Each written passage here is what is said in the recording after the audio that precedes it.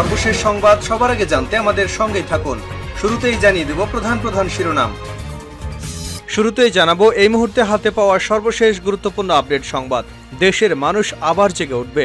BNP নেতা কর্মীদের হতাশ না হওয়ার পরামর্শ দিয়েছেন দলটির চেয়ারপারসনের উপদেষ্টা জয়নুল আবেদিন ফারুক। তিনি বলেন, হতাশ হবার কিছু নেই। পৃথিবীর ইতিহাসে আছে স্বৈরাচারেরা ষড়যন্ত্র করে সরকারি প্রশাসনকে ব্যবহার করে বিরোধী দলকে কিছুদিনের জন্য দাবিয়ে রাখবে, কিন্তু সেটা স্থায়ী হবে না। দেশের মানুষ আবার জেগে উঠবে, কারণ জেগে ওঠার সময় এখন খুব কাছে। এবারে জানাবো স্থানীয় সরকার নির্বাচনও আমরা আর মামুদের তামাশায় রূপান্তরিত হয়েছে বলে অভিযোগ করেছেন বিএনপির সিনিয়র যুগ্ম মহাসচিব অ্যাডভোকেট রুহুল কবির রিজভী। জানাবো এমপির স্টিকারযুক্ত গাড়ি থেকে নেমেই গুলি ছোড়েন বদি। কক্সবাজারের টেকনাফের সাবেক সংসদ সদস্য আব্দুর রহমান বদির বিরুদ্ধে উপজেলা চেয়ারম্যান প্রার্থীকে লক্ষ্য করে গুলি ছোড়ার অভিযোগ উঠেছে। এমন অভিযোগ তুলেছেন টেকনাফ উপজেলা চেয়ারম্যান প্রার্থী ও যুবলীগ সভাপতি নুরুল আলম। এদিকে নাটোরের বড়াই গ্রামে বিরোধপূর্ণ জমির ভুট্টা কাটা নিয়ে দুপক্ষের রক্তক্ষয়ী সংঘর্ষে মহিলা সহ উভয় পক্ষের কমপক্ষে ৮ জন আহত হয়েছেন। এবারে থাকছে বিএনপির ক্রীড়া বিষয়ক সম্পাদক ও ঢাকা মহানগর উত্তরের সদস্য সচিব আমিনুল হক বলেছেন, জলবায়ু পরিবর্তনের প্রভাব মোকাবেলায় বৈশ্বিকভাবে জলবায়ু তহবিল হয়েছে। তার ব্যাপক এবং বিশাল একটা অর্থ বাংলাদেশ ক্ষমতাসীন আওয়ামী লীগ সরকারের কাছেও এসেছে। এই যে লক্ষ কোটি ডলার, এই টাকাটা কোথায়, এ টাকার হদিস কোথায়, জনগণ তা জানতে চায়। এবং সর্বশেষ জানাবো আন্তর্জাতিক সংবাদ।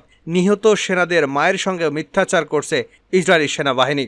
নিজেদের মুখ রক্ষায় মিথ্যার আশ্রয় নেওয়া ছাড়া যেন কোনো গতি নেই ইসরায়েলের। এতক্ষণ শিরোনাম শুনছিলেন, এবার বিস্তারিত। প্রিয় দর্শক, আপনি যদি এই চ্যানেলে নতুন হয়ে থাকেন, ভিডিওটি দেখতে দেখতে চ্যানেলটি সাবস্ক্রাইব করে আমাদের সঙ্গে থাকুন। আর এই ভিডিও সম্পর্কে আপনি আপনার মূল্যবান মতামতটি কমেন্ট বক্সে জানিয়ে দিন। আর হ্যাঁ প্রিয় দর্শক, জানিয়ে দিন ভিডিওটি কোথা থেকে দেখছেন। দেশের মানুষ আবার জেগে উঠবে ফারুক।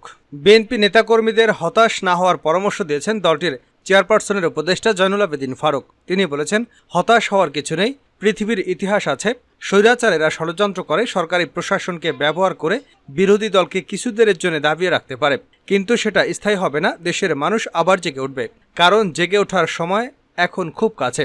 শুক্রবার জাতীয় প্রেস ক্লাবের সামনে স্বাধীনতা অধিকার আন্দোলনের উদ্যোগে বিএনপি চেয়ারপারসন খালেদা জিয়া সহ নেতাকর্মীদের মুক্তির দাবিতে এক অবস্থান কর্মসূচিতে এসব কথা বলেন ফারুক।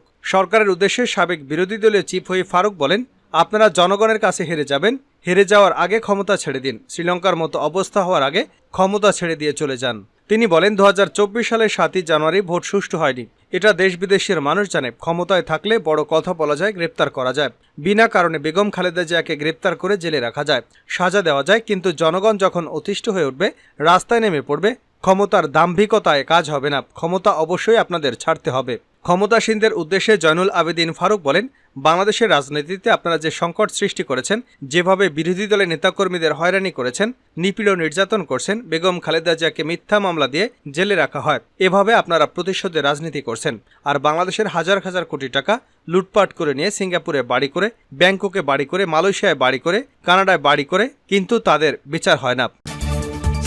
স্থানীয় সরকার নির্বাচনও আমরা আর মামুদের তামাশায় রূপান্তরিত হবে রিজভী। বিএনপির সিনিয়র যুগ্ম মহাসচিব রুহুল কবির রিজভী বলেছেন, বাংলাদেশের নির্বাচন এখন বিশ্ববাসীর কাছে রীতিমতো হাস্যকর কৌতুকে পরিণত হয়েছে। কেবল জাতীয় নির্বাচন নয়, স্থানীয় সরকারের নির্বাচনগুলোকেও আমরা আর মামুদের তামাশায় পরিণত করা হয়েছে। এ সময় দলীয় সিদ্ধান্ত অমান্য করে স্থানীয় সরকার নির্বাচনে যারা অংশ নিচ্ছেন তাদের বিপদগামী মির্জাফর বলে আখ্যা দেন তিনি। শুক্রবার বিকেলে নয়াপল্টনে দলের কেন্দ্রীয় কার্যালয়ে আয়োজিত এক সংবাদ সম্মেলনে তিনি একথা বলেন। রিজভী লিখিত বক্তব্যে বলেন, পার্শ্ববর্তী দেশের প্রকাশ্য মদদে গত 7ই জানুয়ারি গণবর্জিত ডামি নির্বাচনের পর দেশে প্রতিষ্ঠা করা হয়েছে এক ব্যক্তির স্বৈরশাসন। এক গভীর সংকটে পতিত হয়েছে মাটি মানুষ। আওয়ামী লীগ এবং তাদের দোসরা ব্যতীত প্রতিটি জনগণ আজ ভয়াবহ শ্বাসরুদ্ধকর পরিস্থিতি অতিক্রম করছে। বিনা ভোটে ক্ষমতা কুক্ষিগত করে রাখতে শেখ হাসিনা সকল রাষ্ট্রীয় প্রতিষ্ঠান, রাজনীতি, অর্থনীতি, ধর্মীয় সামাজিক মূল্যবোধগুলোকে ধ্বংস করেছে। স্বাধীনতাপ্রিয় গণতন্ত্রকামী জনগণের ভোটাধিকার আজ বিপন্ন। রাষ্ট্রীয় অন্যায় এবং অবিচারের জবাব দিতে জনগণ অবাধ এবং সুষ্ঠু নির্বাচনের মাধ্যমে সেটি আজ মানুষের মন থেকে ভুলিয়ে দেওয়া হয়েছে। শেখ হাসিনার সরকার মানুষের ভোটের অধিকার কেড়ে নিয়ে নির্বাচন ব্যবস্থাকে প্রহসনে রূপান্তরিত করেছে। রিজভী বলেন, এই ভয়াবহ পরিস্থিতিতে ঐক্যবদ্ধ থেকে আসন্ন লোক দেখানো উপজেলা নির্বাচন সর্বাত্মক বর্জনের মাধ্যমে শেখ হাসিনার স্বৈরতন্ত্র, ভোট ডাকাতির বিরুদ্ধে প্রতিবাদ জানানোর জন্য দলের পক্ষ থেকে আহ্বান জানানো হয়েছে। দস্যু দলের কাছে যেমন সাধারণ মানুষের সম্পদ নিরাপদ নয়, তেমনি ভোট ডাকাত সরকার কখনোই অবাধ ও সুষ্ঠু নির্বাচন নিশ্চিত করতে পারবে না। তিনি বলেন, বুয়েটে আবরার, মধুখালীতে আশরাদুল এবং আশরাফুলের নৃশংস হত্যাকাণ্ড কিংবা কুকিচিনের তৎপরতা, এর পরেও যদি আমরা পরিণাম বুঝতে ব্যর্থ হই, আমরা যদি এখনই সতর্ক এবং সচেতন না হই, তাহলে সেদিন আর বেশি দূরে নয় যেদিন আমাদের নিজ ভূমিতেই হয়তো ফিলিস্তিনিদের ভাগ্যবরণ করতে হবে। সেই আলামত ইতিমধ্যেই স্পষ্ট হয়ে উঠেছে। সুতরাং বাংলাদেশের পক্ষের শক্তি, গণতন্ত্রের পক্ষের শক্তিকে অবশ্যই ঐক্যবদ্ধ থাকতে হবে। দেশ এবং জনগণের স্বাধীনতা রক্ষায় হাতে হাত রেখে কাঁধে কাঁধ মিলিয়ে ঐক্যবদ্ধ প্রতিরোধ গড়ে তুলতে হবে। আমরা ঐক্যবদ্ধ থাকলে জনগণের বাংলাদেশ জনগণের কাছে ফিরিয়ে আনা সময়ের অপেক্ষা মাত্র। এমপির স্টিকারযুক্ত গাড়ি থেকে নেমেই গুলি ছোড়েন বদি। কক্সবাজারের টেকনাফের সাবেক সংসদ সদস্য আব্দুর রহমান বদির বিরুদ্ধে উপজেলা চেয়ারম্যান প্রার্থীকে লক্ষ্য করে গুলি ছোড়ার অভিযোগ উঠেছে। এমন অভিযোগ তুলেছেন টেকনাফ উপজেলা চেয়ারম্যান প্রার্থী ও যুবলীগ সভাপতি নুরুল আলম। তিনি টেকনাফ উপজেলা পরিষদের বর্তমান চেয়ারম্যান। শুক্রবার এক সংবাদ সম্মেলনে তিনি এমন অভিযোগ তোলেন। তিনি বলেন, নেতাকর্মীদের সঙ্গে সাক্ষাতের পর ফেরার পথে তাকে এবং সমর্থকদের উদ্দেশ্যে গুলি ছোড়েন সাবেক সংসদ সদস্য বদি। নুরুল আলম বলেন, গতকাল বৃহস্পতিবার রাত 10:30টার দিকে টেকনাফের হোয়াকং ইউনিয়নের কম্বোনিয়া পাড় এলাকায় আমাকে লক্ষ্য করে গুলি ছুড়েছেন। সংসদ সদস্য স্টিকার লাগানো একটি গাড়ি যোগে সাবেক এমপি আব্দুর রহমান বদি এবং উপজেলা চেয়ারম্যান প্রার্থী জাফর আহমেদ ঘটনাস্থলে পরপর 2 রাউন্ড গুলি চালায়। কৌশলগত কারণে তা আমার গায়ে লাগেনি। আমি বিষয়টি সঙ্গে সঙ্গে সরকারের গোয়েন্দা সংস্থা, বিভিন্ন আইন প্রয়োগকারী সংস্থাকে অবহিত করেছি এবং থানায় সাধারণ ডায়েরি করেছি। উপজেলা চেয়ারম্যান নুরুল আলম আরও বলেন, সাবেক সংসদ সদস্য আব্দুর রহমান বদির স্ত্রী উখিয়া টেকনাফের বর্তমান সংসদ সদস্য, কিন্তু বদি তার গাড়িতে সংসদ সদস্য স্টিকার লাগিয়ে আমার প্রতিদ্বন্দ্বী প্রার্থী জাফর আহমেদের পক্ষে নির্বাচনী প্রচারণা চালাচ্ছেন। এ বিষয়ে আমি নির্বাচন কমিশনে লিখিত অভিযোগ দাখিল করব। আমি মনে করি সাবেক সংসদ সদস্যের এমন আচরণ সুষ্ঠু নির্বাচনে বাধা। টেকনাফ উপজেলা ছাত্রলীগের সাবেক সভাপতি ফরিদুল আলম জুয়েল বলেন, সাবেক সংসদ সদস্য আব্দুর রহমান বদি এবং উপজেলা চেয়ারম্যান প্রার্থী জাফর আহমেদ নিজেরাই অস্ত্র হাতে গুলি ছুড়েছেন। আমাদের প্রার্থী নুরুল আলম কৌশলগত কারণে রক্ষা পেয়েছেন। আমরা ঘটনাস্থলে অত্যাধিক ধৈর্যের পরিচয় দিয়েছি। টেকনাফ থানার ভারপ্রাপ্ত কর্মকর্তা মোহাম্মদ আব্দুল গনি বলেন, উপজেলা চেয়ারম্যান থানায় একটি লিখিত অভিযোগ দায়ের করেছেন। জমির দখল নিয়ে দুপক্ষের সংঘর্ষে আহত 8। নাটোরের বড়াই গ্রামে বিরোধপূর্ব জমির ভুট্টা কাটা নিয়ে দুপক্ষে রক্তক্ষয়ী সংঘর্ষে মহিলাসহ উভয় পক্ষের কমপক্ষে 8 জন আহত হয়েছেন। বৃহস্পতিবার সন্ধ্যায় উপজেলার চান্দাই পূর্বপাড়া গ্রামে সংঘর্ষের ঘটনা ঘটে। এ ঘটনায় শুক্রবার উভয় পক্ষই থানায় লিখিত অভিযোগ করেছেন। হাসপাতাল এবং স্থানীয় সূত্রে জানা যায়, উপজেলার চান্দাই সাতিল মৌজার 7 বিঘা জমি নিয়ে চান্দাই গ্রামের কমিল উদ্দিনের সঙ্গে আফাস উদ্দিনের বিরোধ চলছিল। পরে গ্রাম্য সালিশ উভয় পক্ষের উপস্থিতিতে নেওয়া সিদ্ধান্ত অনুযায়ী কামিল উদ্দিন 3 বিঘা জমিতে ভুট্টা চাষ করেন। গত বুধবার কামিল উদ্দিন শ্রমিকদের নিয়ে ওই জমির ভুট্টা তুলতে গেলে প্রতিপক্ষ আফজাল উদ্দিনের লোকজন তাতে বাধা দেয়। আর এই বাধাকে কেন্দ্র করেই সংঘর্ষ শুরু হয় এবং এতে বেশ কয়েকজন আহত হন। পরে স্বজনরা আহতদের উদ্ধার করে উপজেলা স্বাস্থ্য কমপ্লেক্সে ভর্তি করেন। বড়াইগ্রাম থানার ভারপ্রাপ্ত কর্মকর্তা শফিউল আজম খান জানান, উভয় পক্ষের সংঘর্ষের ঘটনায় থানায় পৃথক পৃথক অভিযোগ দায়ের করেছে। এ ব্যাপারে তদন্ত সাপেক্ষে প্রয়োজনীয় আইনানুগ ব্যবস্থা গ্রহণ করা হবে।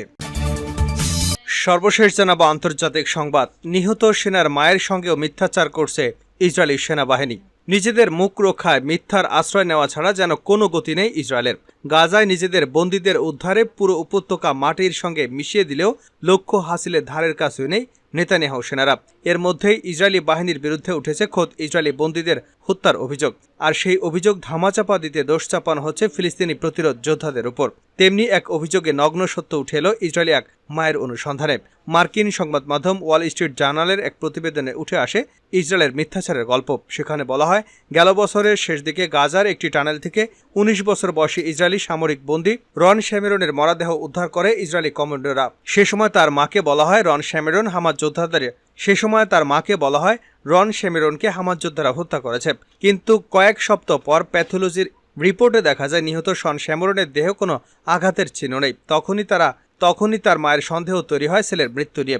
রন শ্যামেরনের মতে আরেক বন্দী নিক বেইজার একই সময় ওই জায়গায় মারা যান। হামাস যোদ্ধারা তাদের গাজার উত্তরে অবস্থিত একটি ছোট সামরিক ঘাঁটি থেকে আটক করে।